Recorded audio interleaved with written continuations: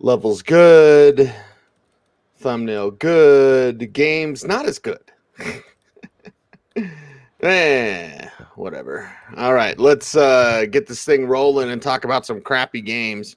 And then interesting. There's like 2 interesting games in this section. Yeah. But anyway, spoiler alert. All right, here we go. 3, 2, 1. Well, Seattle and Houston isn't a great matchup. It's not a great time, honestly, for either team with the way that Seattle's been playing. The Houston side's got enough problems. And do you trust Brandon Cooks? But before we get there, do you trust Russell Wilson, Bloom? And the answer is no. So if you have DK Metcalf and Tyler Lockett, you're concerned. I'm watching D. Eskridge, right? Wrote him up on the Newswire yesterday, talking about the kid doing some good things. He's certainly got that speed. So D. Eskridge in a dynasty format, certainly there's some interest there. But this game is kind of a stinker on both sides. Yeah. For Seattle, you're already looking forward to next year. Well, maybe not looking forward to it, but you're thinking what's on everybody's mind right now, Cecil, is where's Russell Wilson going to play next year? Let's not talk about this game. Let's talk about that. Broncos, one of the teams. So which is it, Cecil? Is it going to be Rodgers or Wilson? I thought it was going to be Aaron Rodgers. The early buzz, and I think I've dropped this before, it's not really a Lassie bark, but I'll just tell you the early buzz is if you're looking, what I was told by persons in the know is that if I'm projecting for a new head coach for the Broncos, I need to look at people that have George Payton connections and people that have Russell Wilson connections. There's one, it's Dan Quinn. Actually, there's 2. There's Darrell Belver, but Belver's not going to get the job. It's Dan Quinn. Yeah, who, I think that what he did in Dallas this year show that, well, he's competent. He's good at some things. Russell Wilson can still be good at throwing the ball. And I wanted Russell Wilson to come down to New Orleans, although I don't know if New Orleans and Russell are a match. I don't know. But I do think it's a Russell Wilson bounce back game. Might actually be good for him, right? Well, I mean, if it actually added a little bit of hot sauce to his gumbo, because he needs some hot sauce. That's pretty plain. Yeah, exactly. Tyler Lockett, like you said, D. Eskridge, that just helps Russell Wilson. We're not going back to the backfield. Do we dare go back to Gerald Everett? And it does seem like, just like it was within the game, when he kept having turnovers at the goal line, they kept going to him. Maybe they'll go back to him to restore that confidence. He is just on a 1-year deal. So I don't know if he's truly a long-term piece. That's just something interesting to watch here because there's not much interesting about this game. Not much interesting about the Texans win. Every day. That's right, coach. Well, coach for now, anyway. So the Texans, it's Davis Mills starting. And then it comes back to Brandon Cooks, the guy who let us down. And I'm not even mad, right? You know what I mean? I'm not even mad. I think that's amazing. Brandon Cooks, it's like the Allen Robinson, except he actually does stuff. But you feel bad for him that he's trapped there with that team. But now fantasy GMs are like the one guy I could put in as a flex. Well, maybe now not. Right. At home against Seattle. Right. There's some dynasty scouting here. I guess we can watch Davis Mills, Brevin Jordan. That one's interesting. And you mentioned it's Brandon Cooks. Really, see, if you're a Texans fan, you're just going out and getting Lions gear. You're rooting for the Lions so you can get the number 1 pick. And it would be kind of tragic for the Lions if they can't get Aiden Hutchinson and keep him in Michigan. But that's the main rooting interest this week. If you're a Texans fan, you're not rooting for the Texans to win because that could shake up the top 5. You mentioned Brandon Cooks season. I go back, again, everything is a reference to something pop culture. And the Simpsons, the early years of the Simpsons. Simpsons when they were good. A lexicon. The baseball episode, it's a baseball reference and a Simpsons reference, where something bad befell every single one of the major leaguers. And Ozzie Smith, I think it was, that went to the Springfield mystery spot, and he was just falling down a bottomless hole, going, ah. That's Brandon Cooks with the Texans right now. He's in the mystery spot. Hopefully it'll spit him out somewhere back in the football universe that matters because he's a good player. He's been through a lot in his career. But this is really too much to ask. That's too much to ask, to be sure. Although the first pick's going to be Thibodeau, Bloom. Oh. So, it's not going to be – there's no quarterback worthy of the first pick. Hell, there's barely any worthy of a first-round grade. But, Matt Corral will probably go top 10. Early swipe, he's my favorite of the bunch. But how about if Houston gets Thibodeau and Detroit gets Hutchinson? Everyone will be happy. Everyone's good to go. And let's good to go on to Sunday's games. Of course, the next one up is Here in the Mile High City. Oh boy. Every day. Can the Lions make it back-to-back wins? Right. It's Lions and it's Broncos. And TJ Hawkinson, normally we would say, Bloom, the Broncos historically struggle to cover tight ends. Not so fast, Cahotek, because Kenny Young and Baron Browning done a hell of a job. And Alexander Johnson already was like subtweeting about me, like, who's this guy that says I turn like a lumber truck? It's me, Alexander. You turn like a lumber truck. A riding lawnmower. Exactly. That's not clicking on all cylinders. But either way, like, no, since Josie Jewell and Alexander Johnson went down, Kenny Young and Baron Browning, when they're healthy, do a really good job against tight ends. So Hawkinson, you're still starting in Bloom. It's tight end, right? But if you have Hawkinson Conklin, I might be thinking of Conklin this week. So, but the Lions are limited in what they have and what they can bring to the table. Give me a Jamal Williams talk or whatever. And Jared Goff. Jared Goff is confused playing high school defenses against Vic Fangio's defense. And listen, the old man's not a good head coach, but every day he's a great defensive coordinator. So Goff's going to be confused. Hawkinson's going to be actually covered, which means what can the Lions really do? Yeah, I'm not really expecting a lot from this offense. Maybe they're full of their oats because they got to win. Maybe Amon-Ra St. Brown just because of volume and the momentum. I don't think we'll see Josh Reynolds come through in the passing game. I do have faith in Denver's defense here. I don't think we're going to see DeAndre Swift. Like you said, there's a Jamal Williams take here. I think it's just a low ceiling. Maybe if Denver opened up a double-digit lead, Williams could get a lot of receptions in the second half.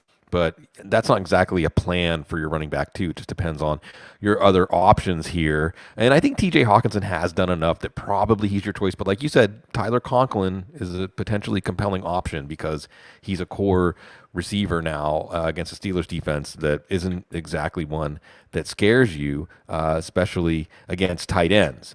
The other thing we're thinking about here, Cecil, of course, is Dan Campbell and Teddy Bridgewater. I got to mention this. This is our transition here. By the way, Cease, as an aside, maybe one day you can do a show where you do a retrospective of all the different things you've said or written that have gotten some sort of pushback from somebody. Like exactly what is the line? What lumber truck was it? Lumber? Yeah, I said he turned like a lumber wagon and he took offense. Right. So it's just interesting to see what flicks that switch so they call you. They actually notice you, although sometimes they notice you and say, you seem like a nice guy. But Teddy Bridgewater said Dan Campbell made these speeches, because remember, they were together in New Orleans, that made you want to go out and punch someone in the face for no reason. So watch out for the Broncos. Bite kneecaps, getting punched in the face for no reason. Right. Yeah, in the Mile High City, where now with more Javonte Williams, and listen, Melvin Gordon, from team-friendly people, and I'm talking about Mike Kliss. Speaking of subtweeting, anytime I see team-friendly, my friends from KOA and Altitude get all mad. I'm like, I'm not talking about you. I don't listen to you guys. Sorry. And I'm just being honest. I'm like, what do you want me to do? Lie? Like, yeah, I don't pay attention to what you guys do. Keep doing what you're doing. It's not about you. It's not about you. I wish more people knew that. But if you're a big deal on Twitter, remember my X-Files chat room, low member number. Anyway, from team-friendly people, they've said, hey, Melvin Gordon's probably being told, we're glad you're back. You're limited, but, you don't need to rush back because you have Javonte Williams. You have Mike Boone. Mike Boone, if we knew, let's say there was no Melvin Gordon, Mike Boone would be a what the heck flex for me because it's actually truly thunder and lightning when it's Williams and it's Boone. It's thunder and more thunder when it's Gordon and Williams. Gordon doesn't have much thunder, but he's a slasher, whatever. So we'll watch that. If Gordon does play, they'll probably start him. Okay, and I don't want to be the bucket of water or whatever, but Javonte Williams, everyone knows I love him. But, I mean, Melvin Gordon's healthy. Let's just start him. This is the Broncos staff. So what actually makes sense? Not much and ever. Every day. So when we look at Courtland, Sutton, Tim Patrick, Jerry Jeudy, they're all flex plays. Mm-hmm. Now, John Clayton, who does write for DenverFan.com, Bloom, the professor said this is the game where the receivers can get jump started. They got paid. Sutton and Patrick got paid. And I think they have like 3 catches combined over the last 2 games. And it's not that bad, but it's not much better, honestly. So maybe you want to roll the dice. But again, anytime you face a team like the Lions, I always say, don't get too cute. It could be 35-3, but it also could be 21-20, and you barely won. Right. This Lions team has a way of hanging around. And the good news here, Cease, is what aligns with the actual strength of the offense, the running game, aligns with the likely script as long as the defense does their job. Pat Shurmur won't abandon the run because they'll have a lead. And that makes me think play Javonte Williams no matter what. And Gordon, as long as he continues to get limited practices and there's not a lot of question about his availability, the game script should also favor him. And then out of the receivers, it gets a little dicier. Like you said, because it's the matchup, you may want to throw in Sutton. Judy, I think, would even be ahead of Sutton. He at least made a few plays last week.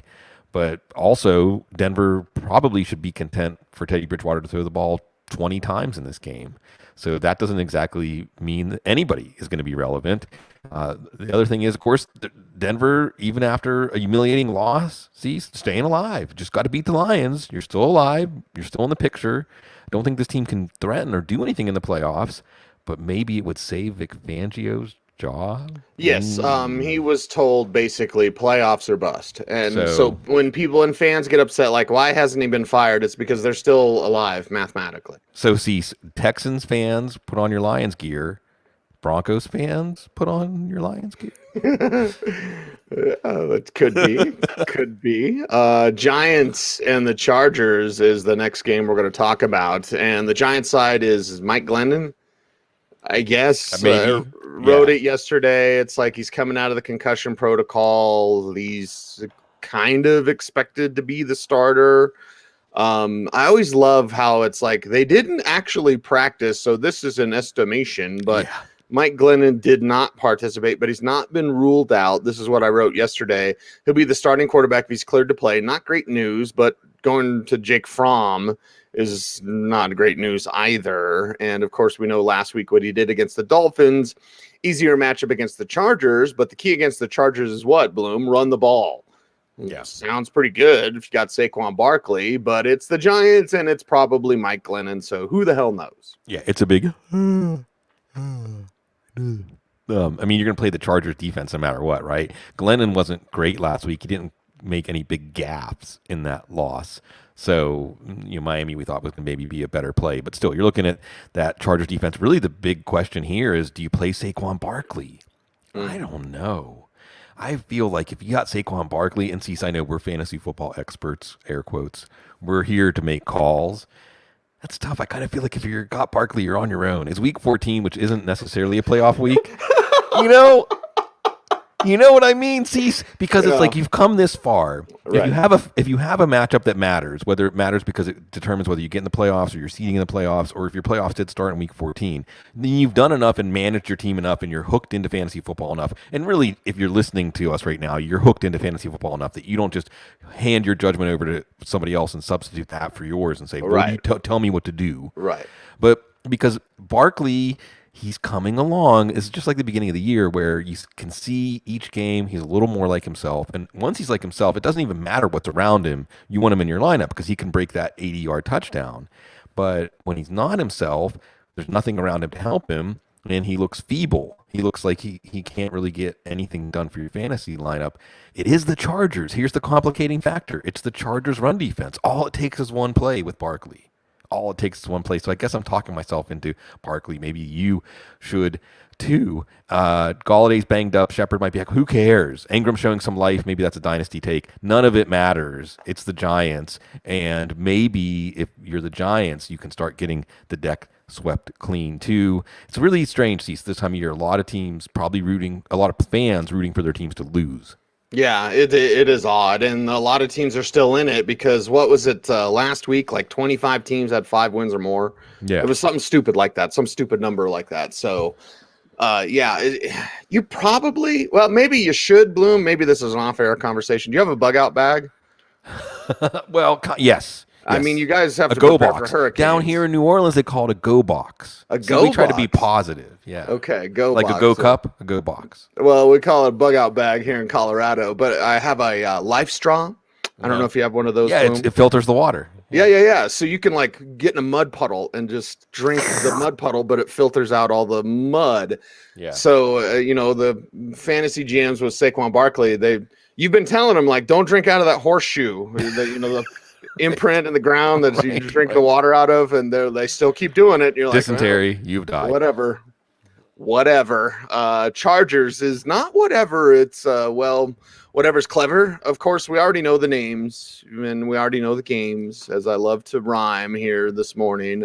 My friend Chris Harris on the Coof list, so hopefully he's working through things and okay. Looking over their practice report, we're not seeing anybody. Austin Eckler limited, right? Mike Williams on the Coof list that came through yesterday in the afternoon, so we'll watch that. Probably down him. So, okay, if you're down Mike Williams, then who are you turning to in fantasy GMs? Can you say, okay, how about Jalen Guyton as a what the heck flex, or Josh Palmer maybe? But does it mean more Jared Cook or more Donald Parham? So some interesting things coming out of LA, and it's against the Giants, so you would feel pretty good about what their offense can do, even with a damaged weapon like Eckler and maybe an out weapon like Williams. So Allen probably out. Williams, close contact of Allen, can be cleared in 5 days. The clock started on Monday, so that gets him ready to play on Sunday with no practice. But I think that we are going to see Mike Williams. Now, that being said, he would probably see a lot of James Bradbury. I still wouldn't put Williams on the bench. Herbert and Williams have been hooking up pretty well. But it points to Josh Palmer maybe. You got to like Jalen Guyton here. Again, unless we get a surprise and Allen plays. And then, of course, you're going to see Austin Eckler, who's banged up. So we're going to watch that. Who's the backup this week? Is it Larry Roundtree? Is it Justin Jackson? Is it Joshua Kelly? We're going to watch that, of course, with Eckler banged up. And then maybe the tight ends. Maybe this is a week to go to Jared Cook or Donald Parham. So we have Keenan Allen, likely not there. Where are those targets going to go? Tight end also kind of makes sense here. We know that Herbert sometimes can be very efficient throwing to the tight end. Remember, the Giants lost Blake Martinez. The main thing in the background here is Chargers got to win. And in the background also sees, I think, Giants, Chargers, I think, Eli Manning. And that worked out good for both teams, kind of. Well, the Chargers had a great run with Phillip Rivers. Maybe they'll have a better run with Justin Herbert. Maybe they will. Maybe we'll have a better time talking about San Francisco and Cincinnati. It's just a better game. It should be anyway, with the 49ers side of things. Now with more Deebo Samuel, you like that. George Kittle, the Deebo return. What does it do for Brandon Ayuk? Jimmy G out there slinging it. And then the running back issue. We love Eli. If he's healthy to play, you're playing him, and probably happy you're doing so. On the road against the Bengals, what do you think for the 49ers this week? This game is always going to make me remember a very disappointing Super Bowl. Remember, the San Francisco beat Cincinnati in 2 different Super Bowls. Super Bowl 16, which was really a blowout. It was 20-0 at the half. And then Super Bowl 23, I always remember Tim Crumry. 6-6 that game was, like, until the late third quarter, and then everything broke loose. Stanford Jennings had the touchdown return. Cease, it was the first time in my life that I jumped high enough to touch the ceiling of my house. I don't know why I wanted Joe Montana to lose so much. I think when I was a kid growing up, the Steelers in the 80s weren't good, so I just rooted against the great quarterbacks. I liked seeing teams topple them. But it's Joe Montana. And then, well, this is a huge game. It's not a Super Bowl, but both of these teams need this game. Both of these teams can make some noise if they get to the playoffs. So very, very big stakes here. You know that against the Bengals, you're going to probably see Kittle, yes. And like you said, Samuel's probably going to be back. Ayuk could have had a better game last week if he didn't drop a few balls. If Samuel's back, they've been using him more in the running game than the passing game. So maybe all 3 can get fed here. Maybe this can be a high-scoring game. Jeff Wilson in line to start. Elijah Mitchell with the concussion and also getting his knee checked out. So that doesn't sound to me like we're going to see Mitchell. Wilson gets in limited practice, even though he had a knee flare-up. But we could be seeing JaMychal Hasty. See, so we could be seeing a street free agent. Like week 16, a street free agent could be starting in this offense. It'd probably be a good fantasy play if they have some experience in the Shanahan running game. Rack your brains. Let's like in the next day or two. Let's think about like who that street free agent would be that's had experience in the Shanahan running game. But I think if Jeff Wilson's the starter, you got to plug him into your lineup just because of the potential for high scoring here. Remember, Logan Wilson's out for Cincinnati, one of the stalwart linchpin there of the middle of that defense. And with the Bengals seats, it's the same rinse repeat. You thought you were good, you got humbled. What are you going to do? Yeah, well, let's talk about that super quick, Bloom. Yeah. We're being a little chatty today. Sure. I apologize. But Jeremy Cox, Brian Hill, and Dexter Williams just worked out for him. Okay. Jonathan Williams, who just got signed. Who picked up Jonathan Williams? I wrote about that yesterday. I missed that. Brian Hill's the good one. Yeah, Brian Hill's the good one. Oh, and by the way, they signed Brian Hill. Oh, that's at the top. There you go. Signed There's with the practice answer. squad. That's the answer. Brian Hill. Brian Hill's the good one. And in the 49ers system, yeah, Brian Hill could have that sort of game. That's the pickup. I mean, you want to be one step ahead in fantasy football. Pick up Brian Hill right now. You want to put your chips on 00 and roulette? Like, that's Brian Hill. Mm-hmm. It might only be once, and of course, it might never hit. But if it does hit, it's going to hit big. Hitting big is Joe Burrow in Cincinnati. Him and Jamar Chase going to get back on doing their thing, man, because fantasy GMs were certainly happy. Now they're just kind of puzzled. You had T. Higgins. You're like, what is there? What do I actually have? Now you're like, oh my God, I'm so glad I held on to T. Higgins or whatever. Like, okay, and Joe Mixon going to run the ball and all those sorts of things against the 49ers at home. What do you expect from the Bengals? Good things. Now, Joe Burrow is playing with that finger injury, which maybe could be a good factor for Tyler Boyd. You would think if he can't air it out as much, if he can't make all the throws, that points to Tyler Boyd in the middle of the field. T. Higgins is red hot, though, and is producing better, more consistently lately than Jamar Chase. But see, if Chase just doesn't upsy baby, oopsie daisy, that ball into the air and it gets his, 70, 80-yard touchdown. It was going to be a long touchdown. Then we'd say he's back. You know, we're back. Game, touchdown, right? We go into this week saying he's back. And by the way, Emmanuel Mosley will not be back this week, the best corner for the 49ers. So play them all. Higgins, Chase, maybe Boyd in PPR leagues, Burrow, and Joe Mixon. Neck. I'm thinking Samaje Perine. See, this is just that time of year. You're always thinking, who's up next? Samaje Perine, maybe not a what the heck flex this week, but certainly we're watching that mix and neck situation closely. We're watching the mix Coof situation too. Mike in the chat room just said Mixon has the Coof. I looked, it said illness yesterday. Is there anything new on Twitter? I'll check that right now. No, this is good. Okay, because then, obviously our attention turns to Samaje Perine, that motorboating fool who I love. So yeah, it would be oh man, now Perine limped off too. Oh boy, great. Yes, there you go, Cincinnati. This is what we get. Chris Evans has been banged up too. Travion Williams, everybody. Here we are. This is it's almost in real time. Zero string running back. Right, classic fantasy football. We're talking about Brian Hill. We're talking about Travion Williams. And this is how you stay on top of things in fantasy football. You just are open to the chaos. This is one of the good games in the afternoon slate, Cease. So just keep an eye on it now. Spencer says, Brian Hill to Cincinnati, LOL. Again. Isn't that where you started? Yeah. Wyoming Cowboys, baby. Something that makes me happier than Wyoming Cowboys is footballguys.com. And chat room was just talking about it. I think it was our man Ryan saying, hey, you got your Football Guys gear? So, yeah, go to our footballguys.com shop right now and get your Football Guys gear, including the Sorry Joe shirt. You want that special nod and a wink from that fellow Audible listener when you see someone wearing a Sorry Joe t-shirt. Well, it's available now at footballguys.com/shop. It's a way to support the show. It's a way to show your pride in what we do. And again, kind of wear that underrated band who, you love. Well, we appreciate that. And, well, if I see you in public wearing a Sorry Joe t-shirt, what would you do, Bloom? Because I almost tackled the one guy I saw wearing an Audible t-shirt one time. And I was like, oh my God. So it was cool, man. It was really, really good feeling. But yeah, get your Football Guys gear and we will talk about, is this going to be a good game or not? Bills and Buccaneers. And honestly, it's for the Bills side that I'm like, I don't know, man. Todd Bowles should be able to figure him out. Who's not figuring out Buffalo this year? I know, weather conditions against New England, but Buffalo, y'all got to win, man.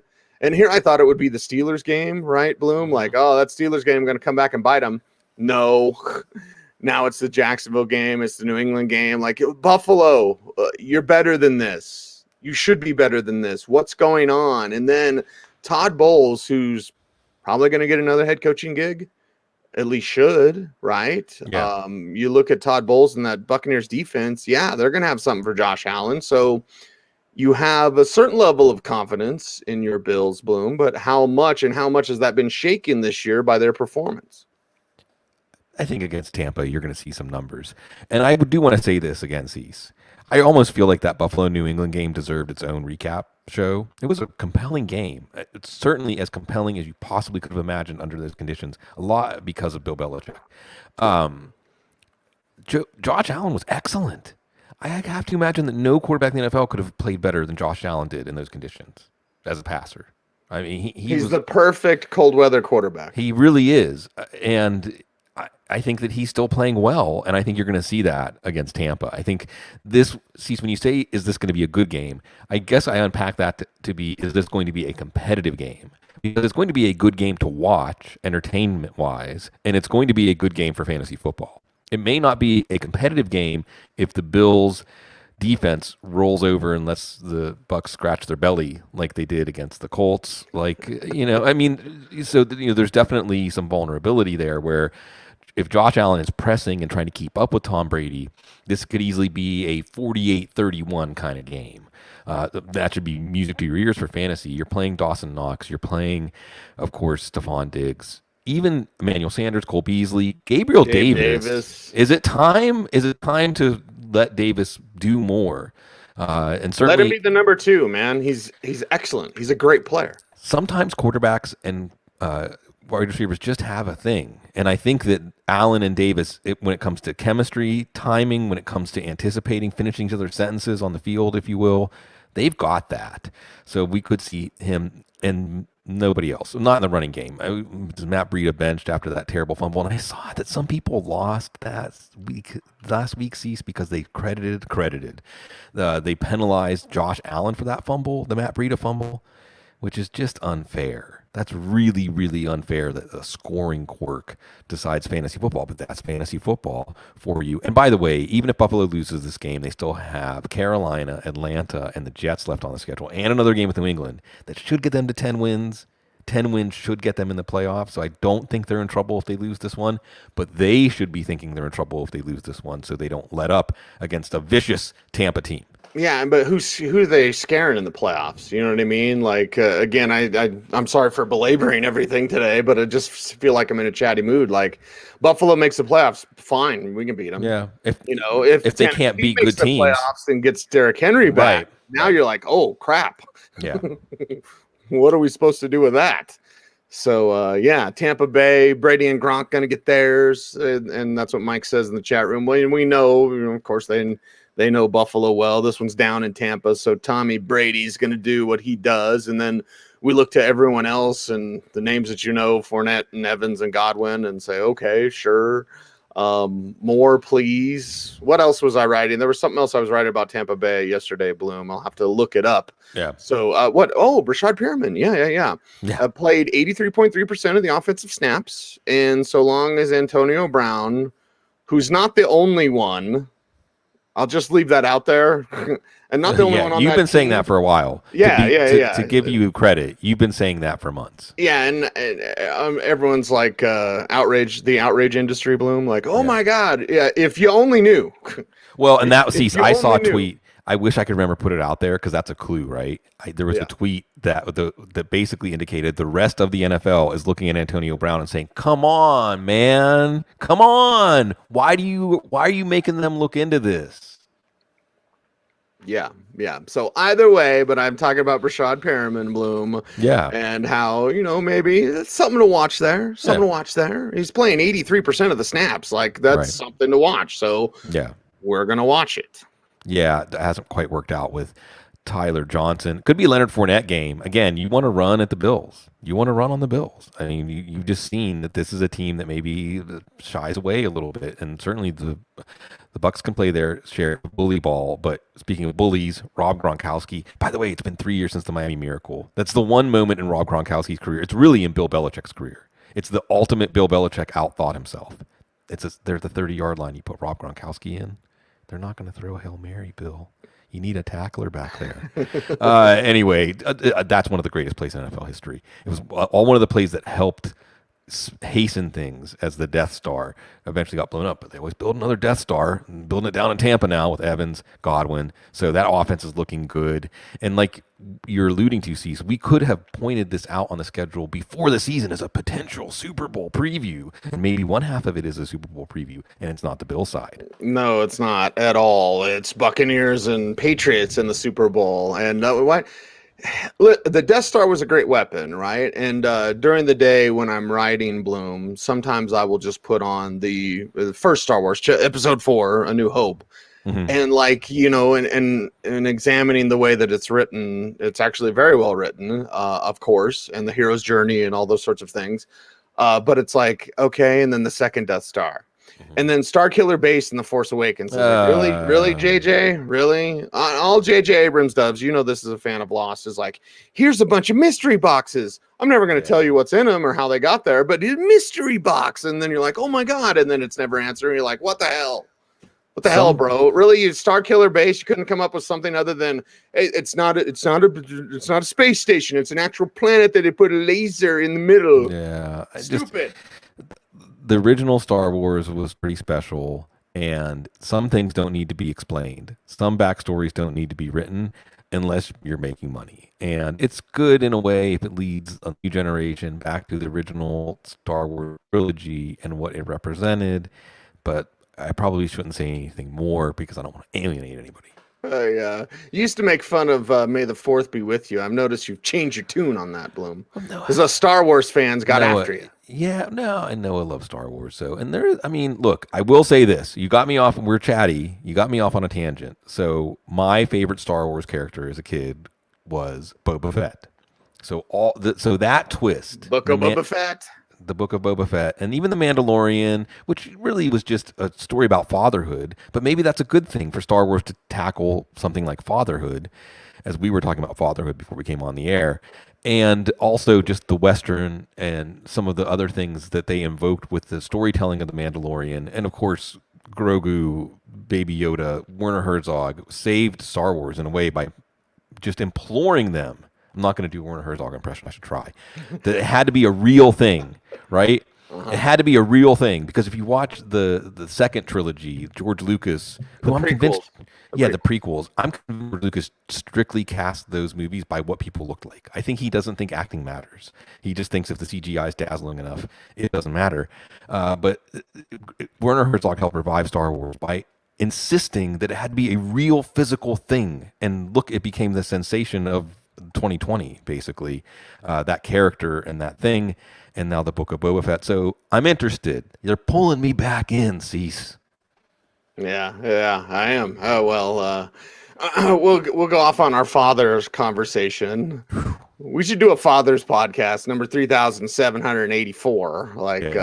Do a father's podcast because I think we all need it for sure. Everybody does. Yeah. Mm-hmm. Let's get to the father Bears and Packers. I don't know. Who's your daddy? Okay, because Aaron Rodgers I own the you. Bears' daddy. I own you. I own you. Exactly, all right. Exactly. And it's Justin Fields gonna play. We know that. Andy Dalton, the 4-pick game. Fields is back in as the starter. Rejoice, man. I guess rejoice with your normal Bears, and then hopefully Matt Nagy's out of there, and hopefully Justin Fields hasn't been ruined and all these sorts of things. So Justin Fields is back, but this one's in Green Bay. It's going to be cold. I'll look at NFL weather, Bloom, while you proselytize about the Bears. Yeah, and this Matt, he does own them. I think that it's 15 out of the last 18 the Packers have won against the Bears. Okay. So, yeah, this year they played already. That was the game. I own you. 24-14. Rodgers accounted for all three scores.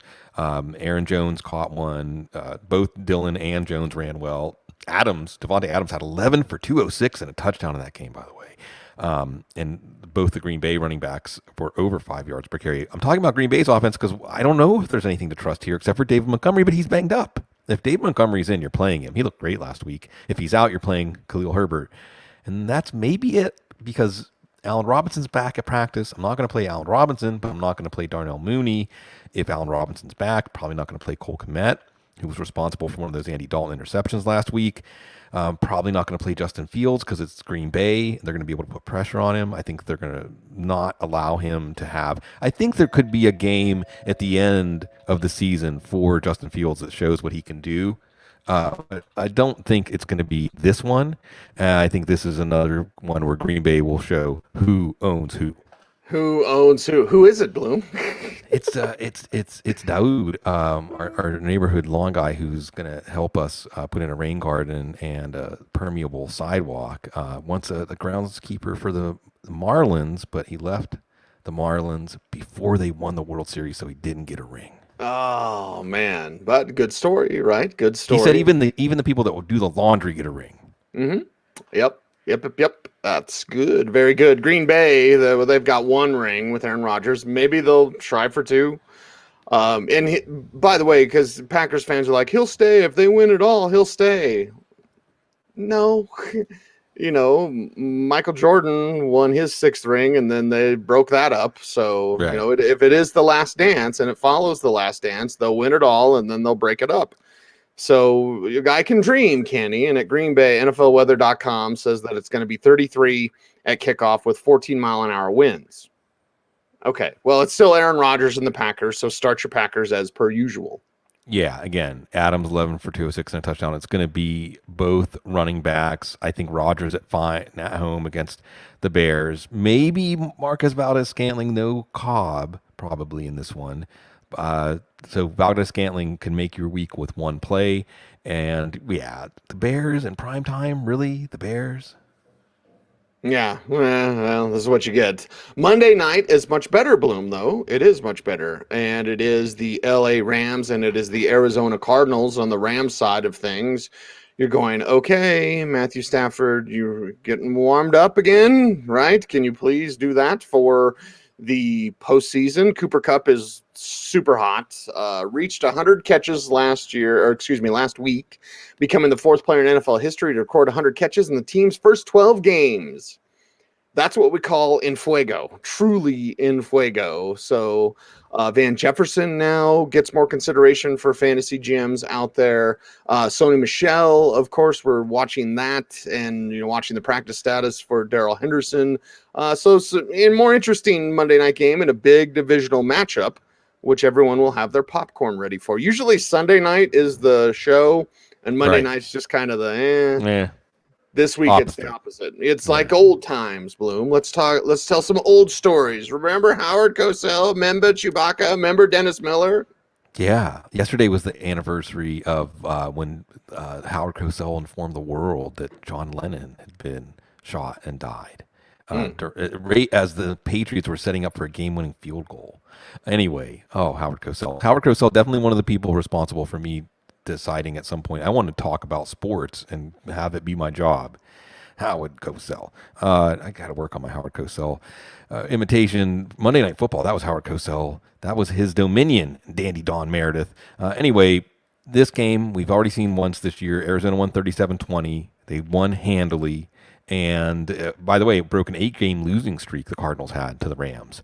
The Rams, is Matthew Stafford any good? I know he was okay against the Jags, but he was looking terrible before that. Arizona's defense can certainly ask him some questions that will be tough for him to answer. They want to establish the running game. I think it's going to be a Sony Michel game regardless. If Darrell Henderson plays, and by the way, Henderson was excellent in the first game, 14 for 89, 5 catches for 27 yards. They did call up Mekhi Sargent from the practice squad already. So that indicates to me that they're probably not sure about Darrell Henderson's availability, which tells me, again, it's a Michel game, and maybe Michel fits this offense right now better than a banged-up Henderson. Actually, Cooper Kupp had his worst game of the year in the first matchup, 5 for 64. So I don't know what that means, but Van Jefferson had 6 for 90 and a touchdown in that game. Beckham wasn't part of the offense, but Robert Woods was. He had 448 and a touchdown. Tyler Higbee, we're not really asking, not getting a lot of Tyler Higbee questions because he's just not giving you any fear of missing out. The Rams won't have fear of missing out of the playoffs probably, but if they don't win this game, they're definitely going to be a wild card on the road. And if they can't beat Arizona, they're going to face a team like Arizona on the way. So if the Rams want to be taken seriously as Super Bowl contenders, which we did like 2 months ago, they need to win this game. Yeah, and you know what the Cooper Kupp number means, right, Bloom? What? Oh, yeah, we're back. VJ getting another head coaching gig. Yeah, we're back. We're back. Kyler Murray's back in your good graces and back forever and ever and ever, we hope. Anyway, let's talk about the Arizona side of things, and with Kyler out there and, of course, James Conner plugging away. What does that mean for fantasy GMs? And DeAndre Hopkins can do enough.